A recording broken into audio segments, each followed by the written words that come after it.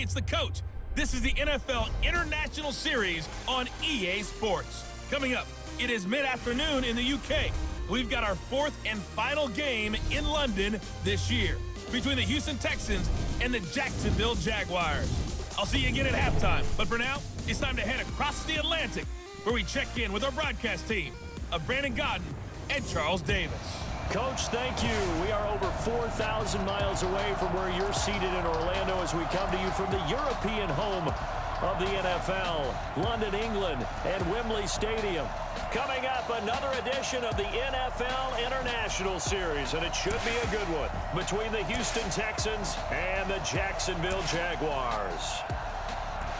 Alongside my partner, Charles Davis, I'm Brandon Godden. Charles, you look at this Jaguar team.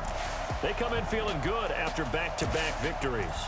Meanwhile, for our visitors, the Texans, things haven't gone exactly according to plan to this point, but boy, you and I down there with them before the game, they were fired up.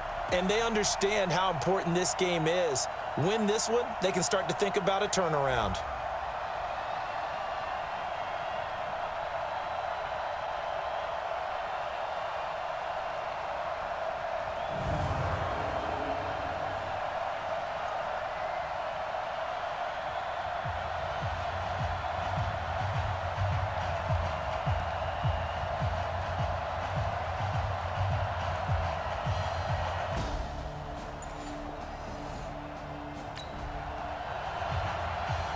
So now this offense will take over, and they will have the football at their own 20-yard line.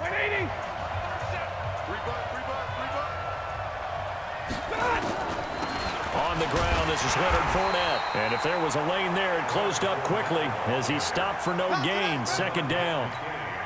Defensively here, you're facing a top-5 team in terms of points scored in the NFL. So when they're that high-powered, you've got to find a way to hold them under 20, because to me, that's the magic number. 20 points scored, you give yourself your best chance to win. So if they're up around 24, 28, 30, they could be in some trouble. But I think so, because then you turn it into a shootout, and that means your offense has to keep pace. So the big play changes the complexion of things. Here's 1st and 10 just outside the 30. Fournette. Simply not much more you can ask out of your running back. Over 100 yards and the 3 touchdowns. And for an old coot like me, I loved it because he did it on the ground. A running back taking control of the game. And that's what I like to see. Hold on. An old coot? Coot, C-O-O-T. All right, I'll look that up later. Now, meanwhile, here's a second down throw that's knocked away and incomplete. So after the second down incompletion, they'll come up now against a 3rd and 6. He's got his man here. It's Green. And they do get him down, but not before he's able to slip it inside the 5-yard line. They're able to convert on 3rd down, and that sets up a 1st and goal. They'll try and run forward with Fournette. And he'll take this into the end zone. Touchdown, Jackson. So now this offense will take over, and they will have the football at their own 20-yard line. Here's a give to Fournette, and he'll go down at the 26 following a gain of 6. This running game so important for them, and they know that. It helped lead them to a victory last week when he was over 100 yards. Let's face it, it's their identity. And that's what they want to play to. They want to be that team that runs the ball really well each and every week. And right now, we're seeing a pretty good pattern of that happening. 3rd and 2, Stafford. Space to maneuver at the 40. There's the Penn State man. It's Chris Godwin. And he'll take this to the other side of midfield before going out of bounds. It's a gain of 26 as they pick up the 1st down in the process. So a 1st and 10 now in Houston territory at the 46. They run on 1st down as they're able to get this forward for about 4. It's a pickup of 4, and it'll bring up 2nd down. A handoff to Fournette. 3 yards is half of what they needed. Now can they get the other 3 here on 3rd down? A good chance this is 4-down territory if they're unable to convert. But right now looking at a 3rd and 3. Stafford now to throw. And return will be stopped at the 34-yard line.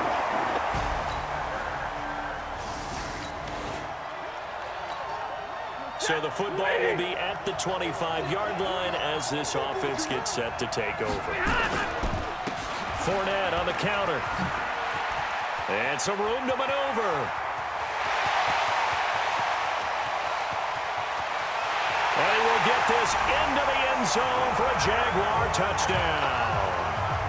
Leonard Fournette with touchdown number 20 on the year. And the Jaguars have taken the lead. Brandon, my man, just one sentence for that one. Clinic. And that's what they've done. They lead the league in points per game this season, but it's been quick strikeability as we saw on that drive. I think they're actually intimidating defenses because they're back on their heels right away, wondering where it's going to come from, how they're going to hit.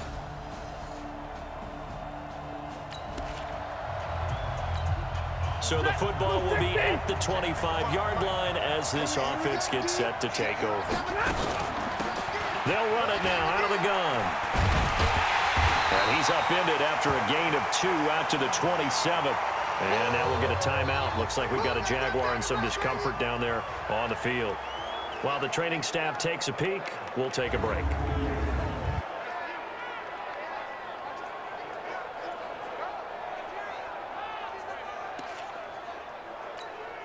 They'll break the huddle, come up on 2nd and 8 at the 27-yard line. Here's Stafford. And he's got Edelman for the first time. That's complete. And they work this well upfield across the 45. Now Stafford. The former 7th-round pick, Julian Edelman, just continues to have such a productive career. And has made himself into a receiver. Remember, he was a college quarterback, and not just a productive one, a very good one. At Kent State, right? Yes, a great leader, a guy who could make plays with his feet and his arm. Got to the NFL and had to convert into being a receiver and was drafted that way. And that conversion, oh boy, it's been good. After getting stuffed on first down, not much better there. 2-yard gain. From the 50, it's Stafford. Looking downfield for Godwin. And that is going to be pulled in one-handed. Wow. They give him a gain of 38. So how about this for field position after the big play? Inside the 15 now as they come up on 1st and 10. And they give this time to the tailback. And for one of the few times here today, this run's not going to go anywhere. No gain on the play. It'll be 2nd down. Looking to throw on 2nd down. Stafford. And he's got it. And he can't quite get there. Tackled down at the 1. Coming into the week, he's the NFL's leader in receiving yards. There's his first catch, and it's good for a 1st down. They'll try to punch it in with Fournette. And he'll take this one in for a Jags touchdown. Leonard Fournette, his 21st touchdown of the season. And the Jaguars are able to widen their lead.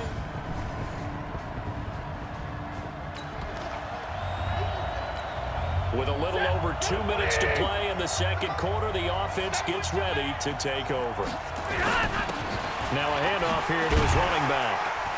And this will go as a gain of 7 as he gets it to the 30-yard line. And we've hit the 2-minute mark in this first half of action.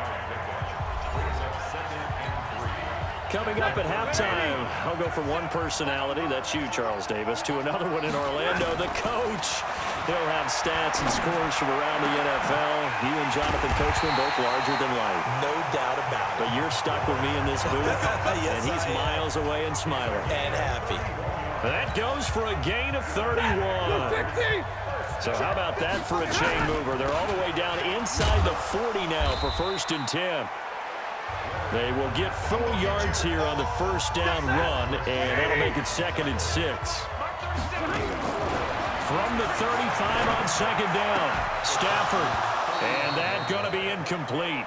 A lot of contact, no call, and it's 3rd down. They need to get to the 29 if they want to pick up a first here on 3rd down. Here's Stafford. That's complete to his receiver, Godwin. And he's going to be brought down short of the first at about the 31-yard line.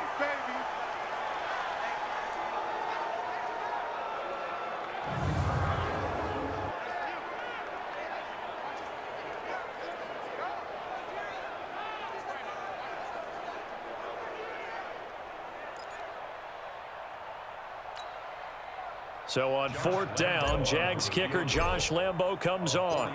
From the right hash, this from 48. 10 yards there, good enough for a Jags first down. I'm well aware this is not basketball, but this feels like full court pressure. Never getting out of that the entire time. Just stay on top of them. With that lead, go ahead and fake it and continue to try and build on it. Yeah, first half, as you said, and he takes it in. Touchdown, Jacksonville. Keelan Cole, his...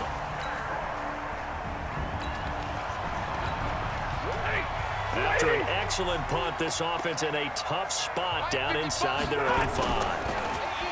They go play action here on first down. Going to throw right side here, complete.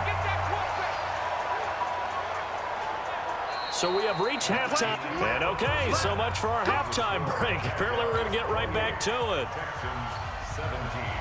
As they say here in London, all to play for as we are back underway in the second half. This is fielded a couple yards deep. And the decision to come out is going to cost him 5 as he's taken down.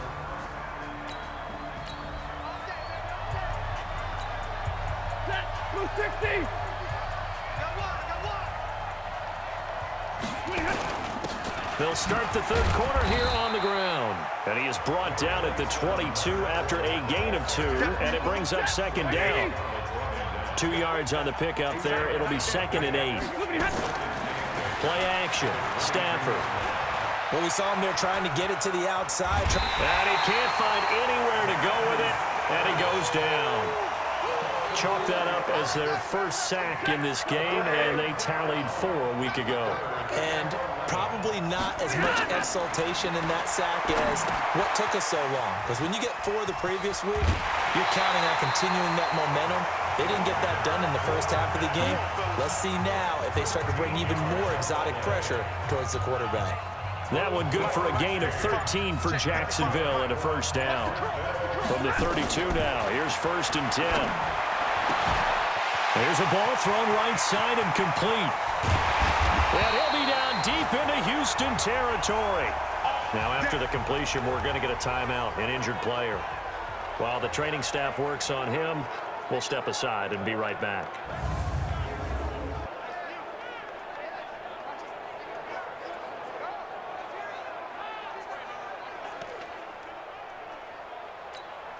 So the big play means just like that, they'll operate from the red zone now on first down. Now they'll run on the draw. And he'll get this one down to about the 17. Give him maybe a yard, quite the opposite from the previous big gainer. On 2nd and 9, Stafford. And he will get this into the end zone for a Jaguar touchdown.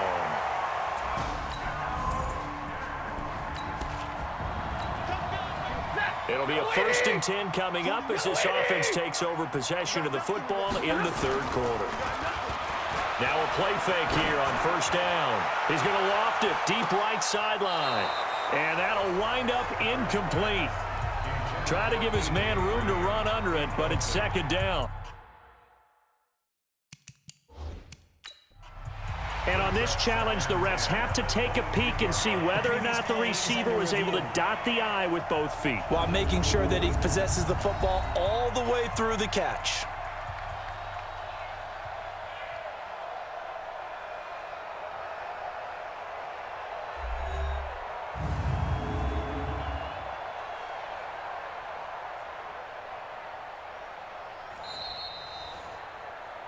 The wide receiver, the ball carrier.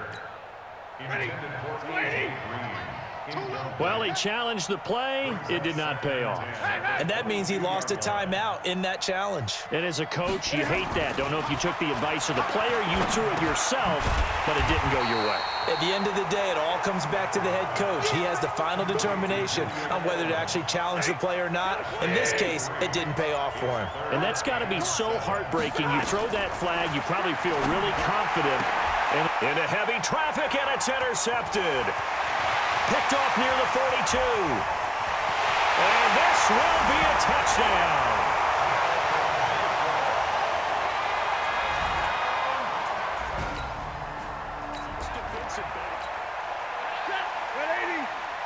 So the football will be at the 25-yard line as this offense gets set to take over. And now a throw on first down there, but it's incomplete. The intended receiver was set to Valve, and now it's second down. An incomplete pass leads to 2nd and 10 from the 25. And he'll give it here to his running back. They'll wind up getting 10 back as that sets him up for 3rd down. So from 2nd and long, now we go to 3rd and very manageable. Yeah, they love that phrase, don't they? Because as an offensive coordinator, you can keep people a little bit off balance in guessing because you don't have to throw it. You can come back with a strong run game if you want to. And if you're in 4-down territory, that really opens things up for you. Finding Green complete. And able to get this one across the 45 before he's brought down. 10 yards there, good enough for a Jags first down. Couple of first downs to kick off the drive. Here's 1st and 10 up at the 46. They try and run on first down, but to no avail. Tackled for a 2-yard loss in the backfield.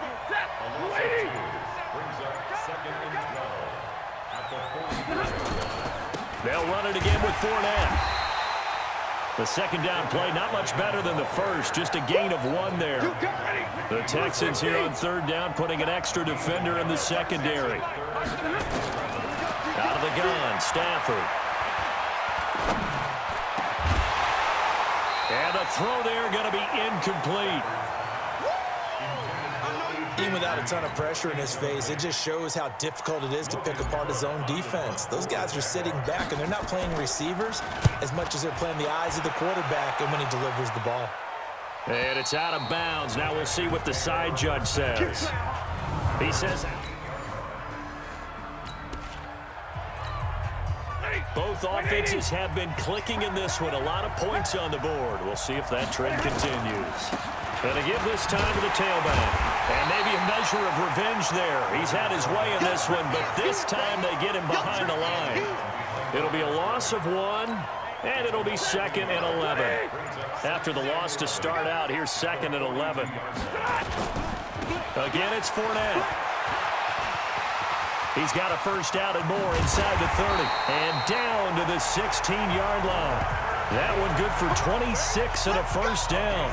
They're trying to show you they can run the ball and protect this lead. Give it to the backs, play a little bit of keep away, don't you think? And that's probably a good philosophy at this point, going to make that defense stand up and stop them. They run it with Armstead. He will push his way down to about the 14. Bradley Roby, the quarterback, there to make the stop.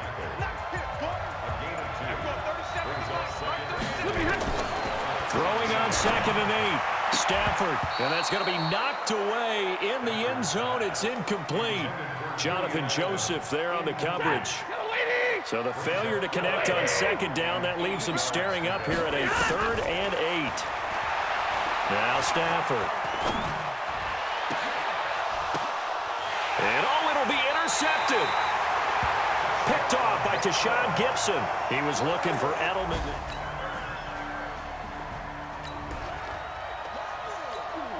So the football will be at the 25-yard line as this offense gets set to take over. They'll start out on the ground. It's Leonard Fournette. Line of scrimmage, and that's it. Tackle made by Whitney Merciless. Charles, you said earlier this defense is probably going to need to hold these guys right around 20 or under that if they were going to have a chance. It was evident pretty early on that wasn't going to happen. Yeah, they left 20 behind a long time ago in this game, didn't they? It looks like they're headed towards a big, big number. But 20 was the threshold because that kept them in the ball game and kept the pressure off of their own offense. Throwing is Stafford. Complete to his tight end, Seth DeValve. And he'll be out of bounds across the 30-yard line. They do get 9, but it leads to 4th down. First down would have been nice, but now you get to kick the field goal, still go up 2 scores. They tried to get it, though, didn't they? Threw the pass, got the completion, just short of the first down. But you're exactly right. Run the field goal unit out there, kick it, put it through the post, go up 2 scores.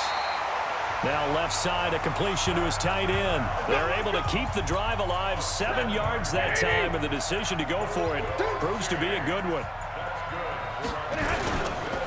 Now Leonard Fournette. So he got free of 1 tackle, but couldn't do a whole lot else. 3 yards on the pickup there, and it'll be 2nd down.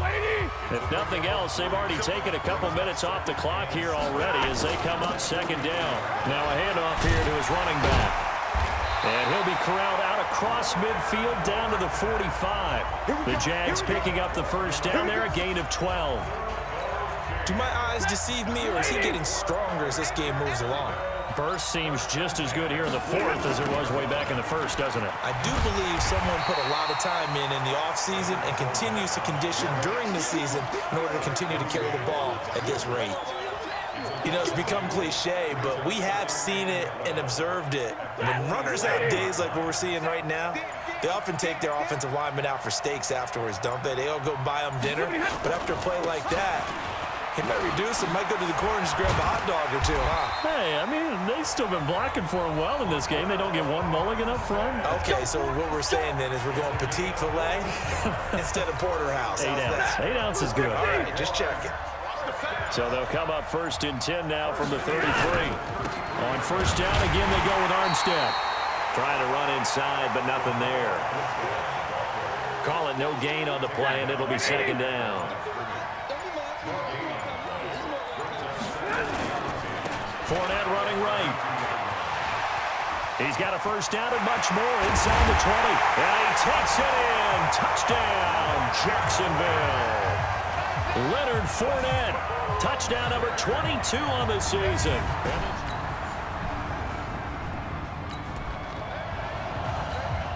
So the football will be at the 25-yard line as this offense gets set to take over. On the draw, this is Fournette. And he's taken down, but able to slip across the 35. 11 yards there for Jacksonville and a first down as well. He's still rumbling, isn't he? Still looking fresh in this one despite the heavy workload. But you and I both know, well-conditioned, and he did tell us that he thrives on being at his peak late in ball games. Meanwhile, here, a run on first down really backfires as he's going to be brought down well behind the line of scrimmage. Run blitz there defensively, something we might see more of here in the 4th quarter. I think we'll see a lot of it, and the difference between that and a pass blitz, you're just trying to get to the quarterback. You're trying to scheme someone open who will get to the QB and make sure he gets on the ground. In a run blitz, you're actually trying to cover up gaps, trying to cover up holes so they can't run the football.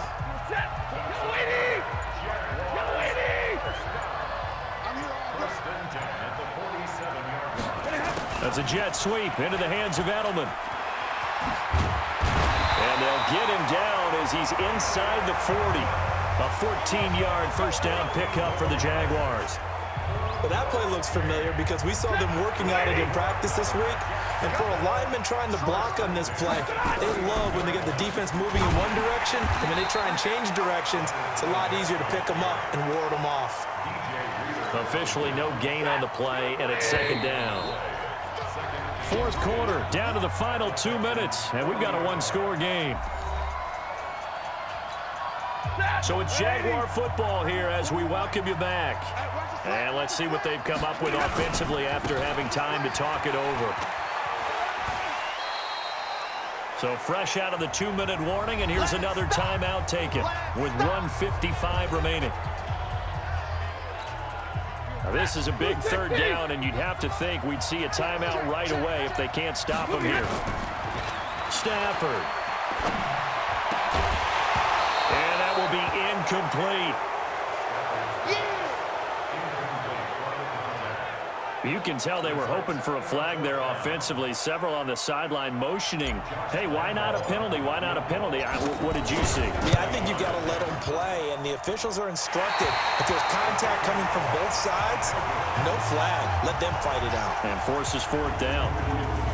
Things just got interesting. They tried for the long field goal there to salt this one away. They don't get it, and now a little time for the other guys to mount.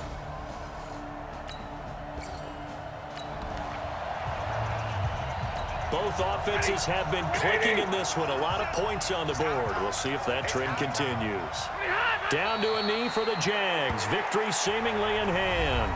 The Texans going to signal for their third and final timeout as they get the stoppage with just over a minute to go in the game.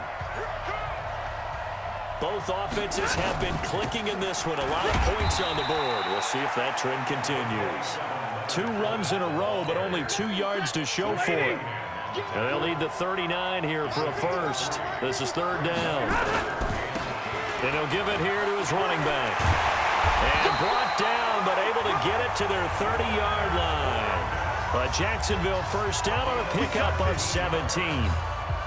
And that's the type of run that they're looking for, because they'll need to continue to rely on them to move the sticks in this tight game in order to preserve this lead. And inside the 20 before he's brought down. The Jags picking up the first down there, a gain of 12. Let's go.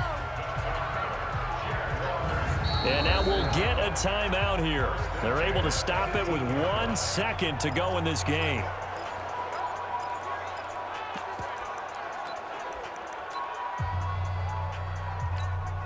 Set. Blue 60. Get him. From the red zone now, Stafford. To the end zone, but it's incomplete. Well, Charles, it's one thing to win. It's another thing to win and put up the amount of points that they did. Boy, were they clicking on offense. They can't help but feel great about themselves, can they? I mean, what a game to put up that number of points, continually feel like they're moving the ball and things are working and clicking. They think that they can bottle this and carry it with them. And as an offensive coordinator, you just don't think you can do anything wrong. Whatever you call, run, pass, it's all going to work. That's called being in the zone. So for the Jaguars, the win will move them to 7-2 now on the year. And now it's off to Heathrow as they get set to fly back to the U.S. in a couple hours. Meanwhile, for the Texans, their season is on life support somewhat now at 3-6. And they're going to get an extra week to stew over this as they're not back in action until week 11. And for Charles Davis and our entire crew here at EA Sports, I'm Brandon Gaudin saying so long, everybody.